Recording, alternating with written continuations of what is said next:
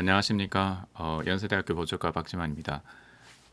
이번에 이제 3D 프린팅에 대해서 이제 식약처에서는 다양한 시도들을 하고 있습니다. 인허가를 위해서 2015년부터 발빠르게 미국, 유럽에 비해서 버금갈 정도로 많은 노력을 기울이고 있어서 거기에 대해서 제가 경험한 것들을 바탕으로 말씀드리겠습니다. 3D 프린팅은 다양한 분야에서 활용되고 있고요. 그중에서 의료 메디컬, 특히 덴탈에서 아주 많은 그런 사용 사례들이 나오고 있고요. 그래서 치과에서는 구강 스캔하면서 모델이 꼭 필요할 경우 3D 프린팅해서 하기도 하고요. 그다음에 임시치아를 바로 이제 스캔 후 프랩한 치아에 맞는 그런 임시치아를 바로 만드는 경우도 있고요. 그다음에 어, 주조 패턴, 그래서 큰 장치물, 특히 국소이치 프레임워크 같은 그런 것들을 프린트해내는, 밀링에서는 효율이 떨어지기 때문에 주조할 때 쓰는, 아니면 패턴 이런 것을 만들기도 하고요. 그 다음에 수술용 가이드로는 아주 많이 활용되고 있습니다. 그래서 이제 치과에서 쓸 수 있는 다양한 이제 3D 프린팅 방식을 보면은 그 중에서도 DLP 방식이 제일 많은 그런 인디케이션을 가지고 있습니다. 그 뒤로 이제 SLS라고 해서 그 금속 프린팅 쪽이 앞으로 유망한 그런 활용을 이제 할 예정으로 있고요. 그 3D 프린팅에 대해서는 의료기기 품목별 가이드라인이 식약처에서 상당히 이제 많은 노력을 기울여서 개발이 되고 있습니다. 그래서 2015년도에 처음으로 3D 프린터를 이용해서 만든 맞춤형 의료기기 허가 심사 가이드라인이 이제 처음 나왔고요. 그 다음에 이제 2016년도에 네 가지, 그래서 치과용 임플란트, 그리고 정형외과 쪽, 그리고 피부 재생, 혈관 재생용 지지체, 이제 바이오 디그레이더블한 그런 의료기기를 만드는 이것들이 이제 제일 시급하다고 여겼던 것 같습니다. 그래서 이 중에서 이제 치과용 임플란트 고정체 허가 심사 가이드라인에는 저도 이제 참여해서 가이드라인 만들 때 적극 의견을 개진했었고요. 그 다음에 2017년도에 이어서 이제 GMP라고 하는데, 뭐냐면은 이거는 3D 프린팅하는 소재를 만든다든지, 아니면 이런 이제 프린터, 뭐 하여튼 이런 장치들을 만들 때, 의료기기를 만들 때 그 만드는 회사입니다. 그래서 예를 들면은 소재를 이제 3D 프린팅하는 임시차 소재를 만든다. 이럴 때 그 품목 자체, 재료 자체만을 인허가를 받는 것도 중요하지만, 그거 이전에 그걸 만들 수 있는 그 제조사에서 이걸 어떻게 관리해서 어떻게 안전하게, 그리고 좋은 성능을 가진 그런 의료기기를 만들 수 있는지, 그 회사에 있는 체계, 그리고 시설, 이런 것들을 허가받는 그런 것을 이제 GMP라고 합니다. 그래서 이제 뭐 3D 프린팅 소재를 인허가를 받기 위해서는 무조건 그 회사는 GMP 심사에서 통과를 해야 되고요. 통과된 이후에 그 회사에서 제조할 그런 3D 프린팅 소재에 대해서 각각 인허가를 받도록 되어 있습니다. 그래서 이제 2015년도에 처음 만들어진 가이드라인을 보면은 간단합니다. 그래서 이제 허가 신청 시에 필요한 그런 첨부 자료나 요건들을 이런 사용 목적, 원리, 그리고 생물학적 안전성, 성능, 물리학, 화학적 특성, 이런 것들에 대해서 아주 간단하게 어떤 것이 필요하다 이렇게 소개가 되었고요. 그 다음에 각 분야의 전문가들을 모아서 이제 그 각 분야별로 가장 시급하게 필요한 그런 것들이 대해서 가이드라인을 만들었습니다. 그 중에서 치과 쪽에서는 치과용 임플란트 고정체에 대해서 인허가가 나왔고, 이제 가이드라인이 나왔고요. 그래서 이제 익스터널, 인터널 임플란트뿐만 아니고 환자 맞춤형의 그런 고정체에 대해서 가이드라인이 나왔습니다.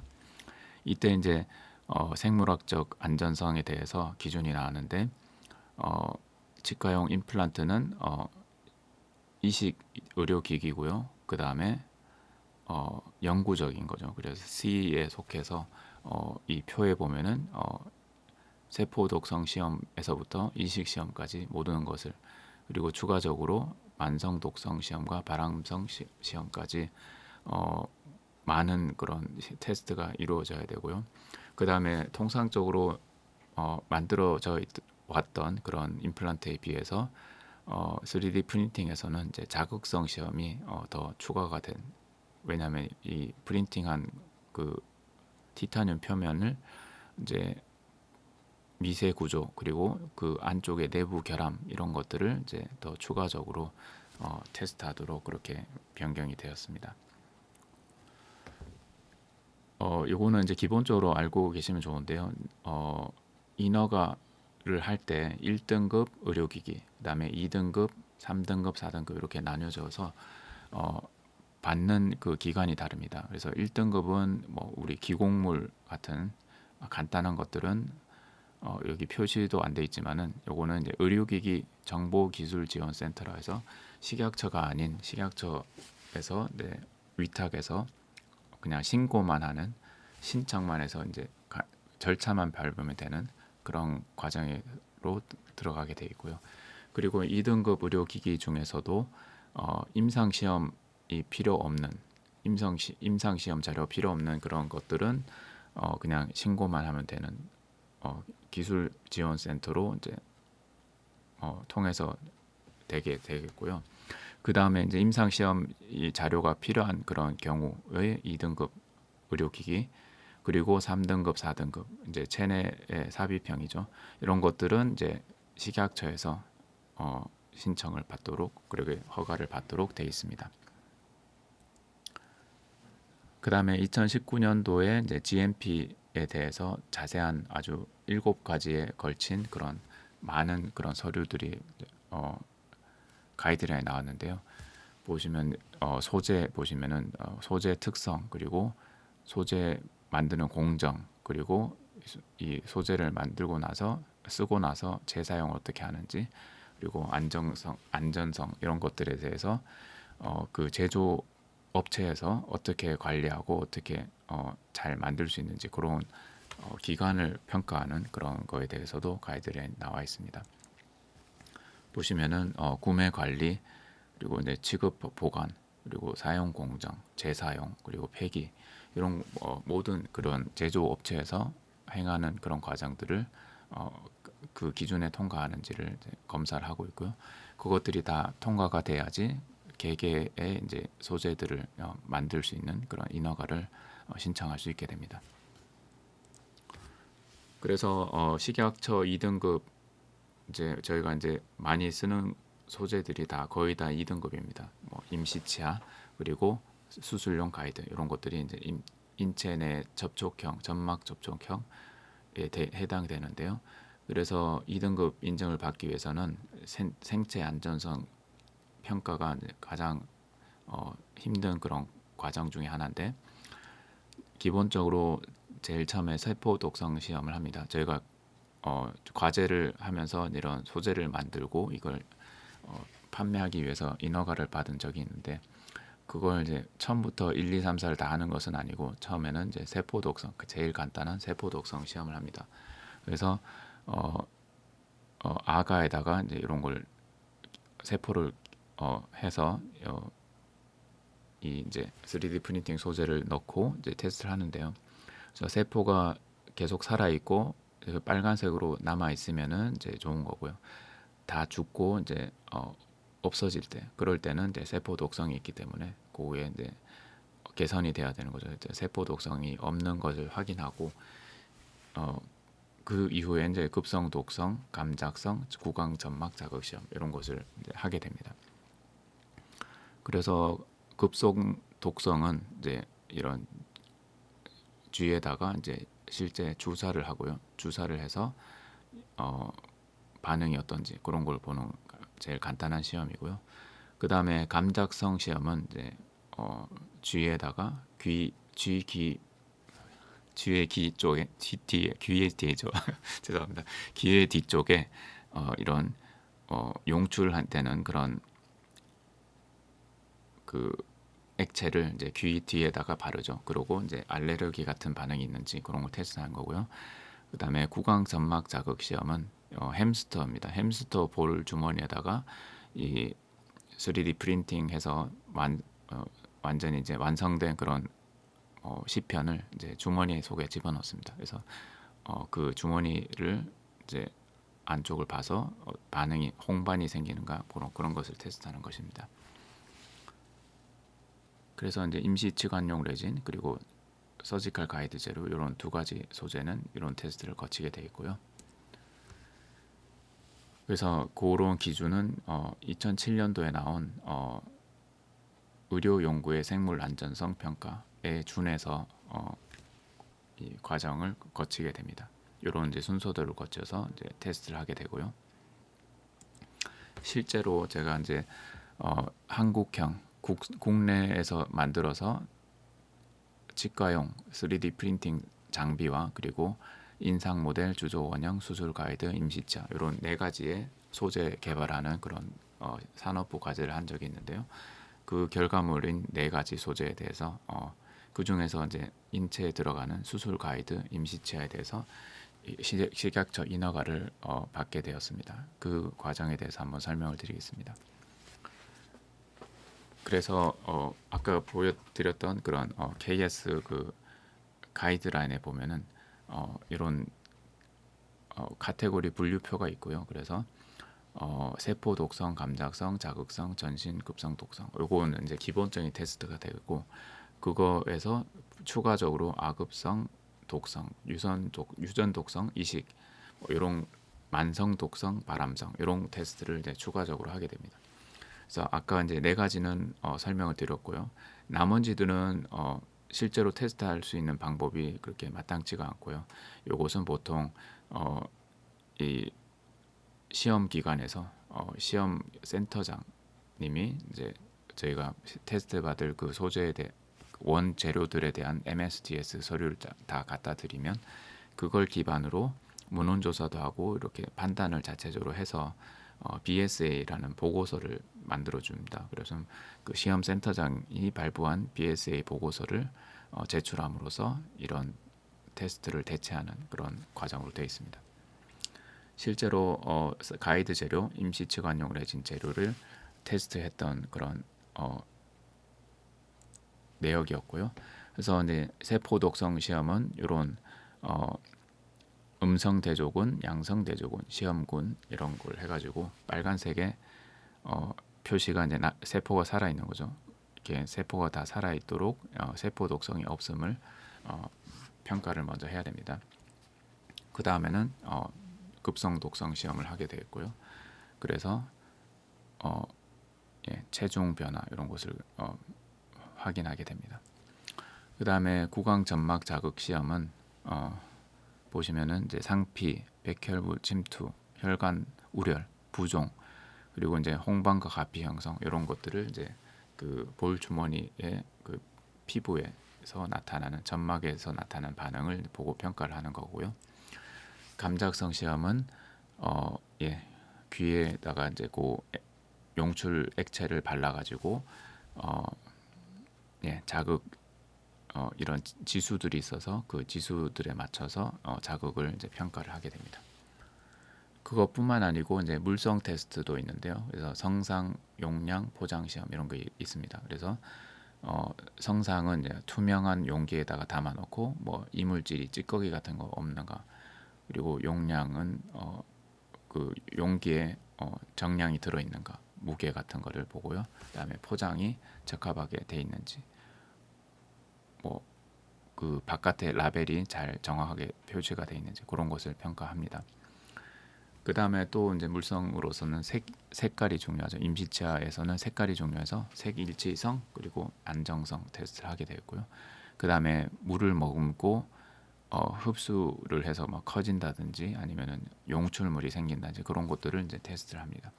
용해도 테스트를 하게 되었고요. 그래서 이제 그런 걸 하면서 이제 여러 가지 이제 경험을 하고 느낀 바가 있었고요.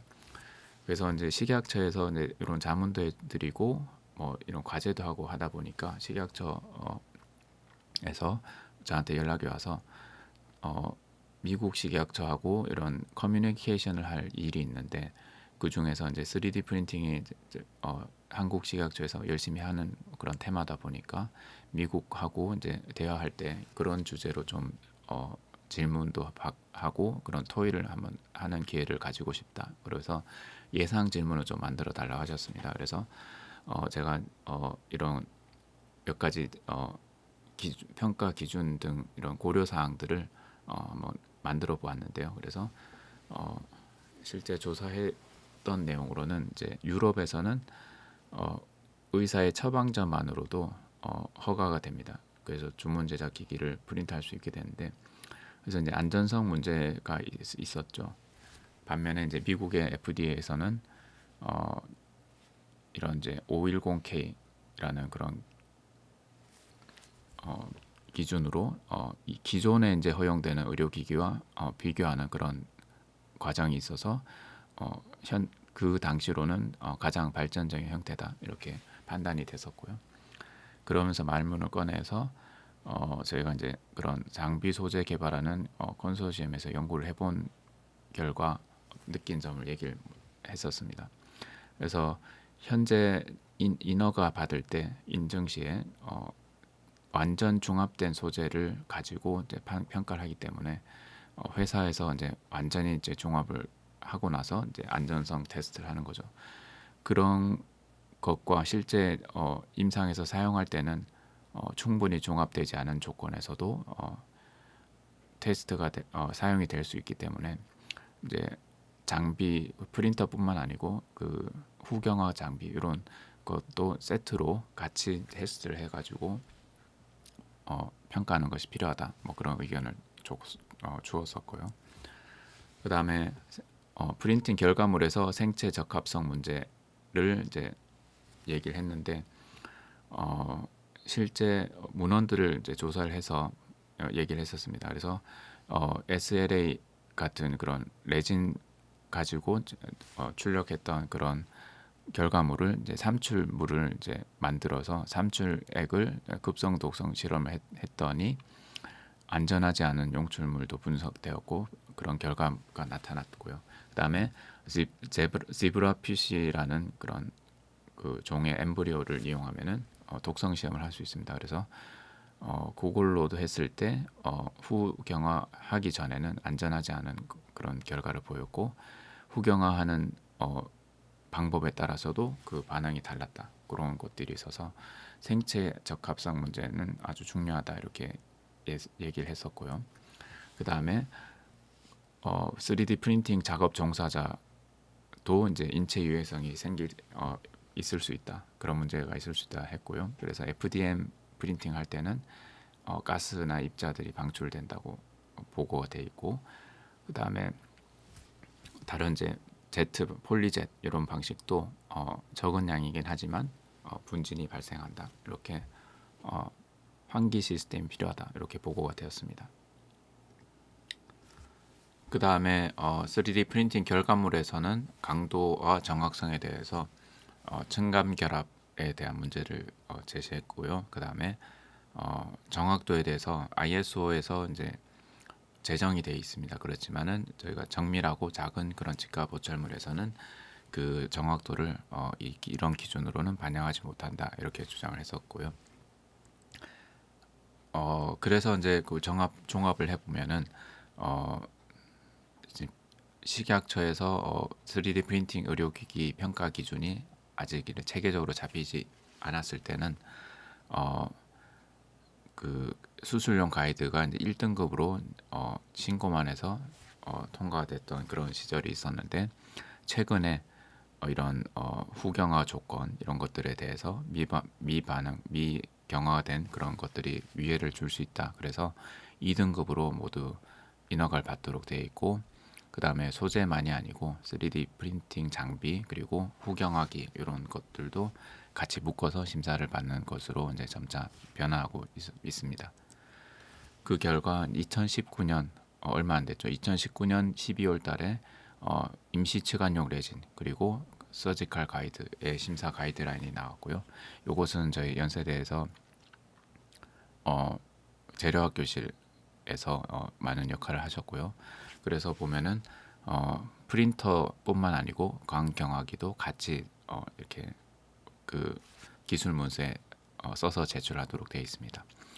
그리고 이런 재료에 대해서 이런 형태로 보고를 하게 돼 있고, 그 다음에 평가 항목도 임시치하기 때문에 24시간 초과 30일 미만의 B의 카테고리에 속하고, 보면은 이제 암환성 독성, 유전 독성, 이식 이런 것도 테스트를 하도록 그렇게 강화되었습니다. 그리고 보면은 표면 마무리에 대해서 어떻게 하는 게 좋다 이렇게 구체적으로 설명이 되어 있고요. 그다음에 물 흡수도와 용해도에 대해서도 가이드란이 명확하게 나와 있습니다. 그다음에 서지컬 가이드에서도 치과 임플란트용 서지컬 가이드에 대해서도 카테고리가 이제 파열 또는 외상 표면으로 되어 있고요. 그 중에서 이제 24시간 이하의 A에 속해 있습니다. 보면은 이제 전신 독성 테스트도 포함이 되어 있고, 여기서는 특이한 게 이제 반투명도, 이제 이걸 끼고 나서 안 낀 상태로도 아래쪽에 뭐 출혈이 많이 된다든지 뭐 그런 여부를 볼 수 있게 기준이 나와 있고요. 그다음에 표면 경도는 이제 쇼어 경도로, 이제 스크래치가 수술 도구에서 생기면 그것으로 인해서 물질들이 나올 수도 있고 뭐 그런 것 때문에 표면 경도가 들어 있고요.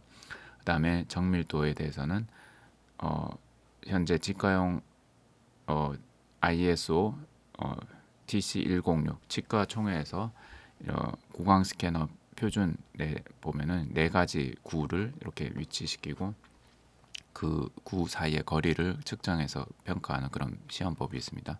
그것을 가져와서 정밀도에 대한 테스트를 선택적으로 이제 자료를 제출할 수 있도록 그렇게 되어 있습니다.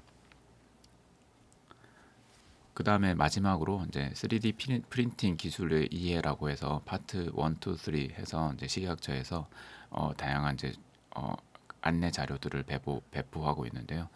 그 자료를 보면은 이제 3D 프린팅 of dental devices는 이제 거의 이제 후반부에 이르는 그런 과정에 있습니다. 그래서 상당히 이제 기술이 성숙돼 있는 그런 상태이고요. 그다음에 보면은 프린팅 시장이 많이 이제 증가하고 있습니다. 치과 쪽, 메디컬 쪽이 같이 성장하고 있고요. 국내에서도 마찬가지 이제 프린팅 시장 규모가 아주 커지고 있습니다.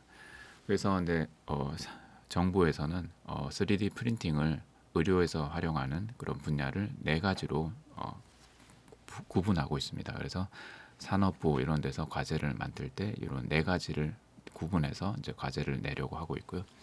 그 중에 이제 치과에서 많이 활용 해당되는 것은 부착형 그리고 삽입형 이렇게 프린팅 의료기기가 치과에 포함됩니다. 그래서 치아 보철물 제작 그리고 임플란트 이렇게 이제 카테고리에 들어가 있고요.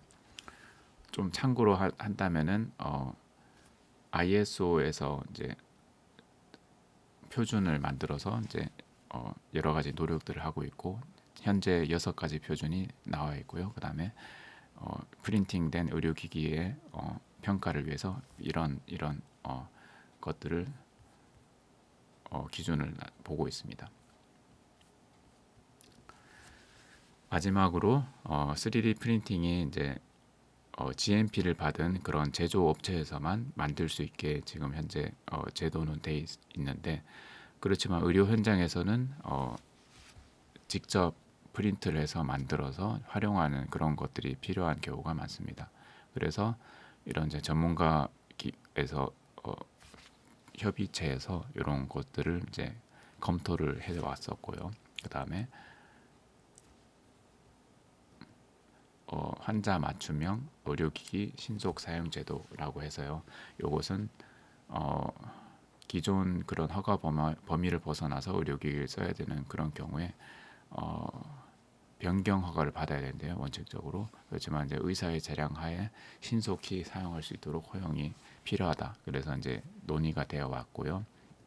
현재는 2016년 9월 달에 만들어진 의료기기 허가 신고 심사 등에 대한 관한 규정에 대해서 환자 맞춤형 의료기기 응급 사용 예외 조항이라고 해서 이제 그런 신속하게 사용할 수 있는 그런 조항을 이제 예외적으로 만들어서 적용하고 있습니다. 그래서 예를 들면 환자의 관절이나 뼈 크기 등이 이제 허가 범위와 다르게 뭐 그런 경우 다른 치료 방법이 없는 그런 응급 상황이다. 그러면은 이제 의사의 책임하에 병원에서 환자 맞춤형으로 만들어서 활용할 수 있습니다. 그래서 이런 경우에는 신고를 해야 되는데요. 그래서 15일 이내 사용한 날로부터 15일 이내에 보고서하고 의사 소견서, 환자 동의서 그리고 해당 분야의 5인 이상의 의사의 동의서 이런 것들을 식약처에 보고해야 되고 연간 5회까지 가능하다고 합니다. 그래서 이제 이런 제도적인 그런 뒷받침이 유례 없이 이제 한국 식약처에서 이런 노력들을 기울이고 있고요. 그래서 이제 3D 프린팅 소재 그리고 장비 이런 것들이 묶여서 이제 안전하게 사용될 수 있도록 제도적인 장치가 마련되고 있습니다. 그래서 치과에서도 3D 프린팅 임시치아 소재 그리고 뭐 덴처 베이스라든지 아니면 서지컬 가이드 다양하게 이제 입안에 들어가는 그런 장치들이 프린트가 되고 있고 이런 제도적인 그런 도움으로 인해서 상당히 그래도 이제 쓸만한 정도로 많은 소재들이 인허가를 받고 시장에 나와 있는 상황입니다. 그래서 그런 것들을 참고를 하시면 좋을 것 같고 실제 한국에서 이런 기준들이 그 제도들이 잘 갖춰져 있기 때문에 그런 것들을 이제 잘 제조업체에서는 이런 것을 잘 알고 쉽게 그리고 정확하게 제도를 미리 알고 이제 빨리 재료들을 개발하는 것이 좋겠고 그다음에 이제 치과의사 등 이제 사용자들도 이런 것들이 이런 과정 속에서 나와 있다 이런 걸 이해를 하시면 3D 프린팅 그런 의료기기를 안전하고 그리고 이제 아주 유용하게 사용할 수 있는 그런 기초가 될 것이라고 생각합니다. 예, 이상입니다. 감사합니다.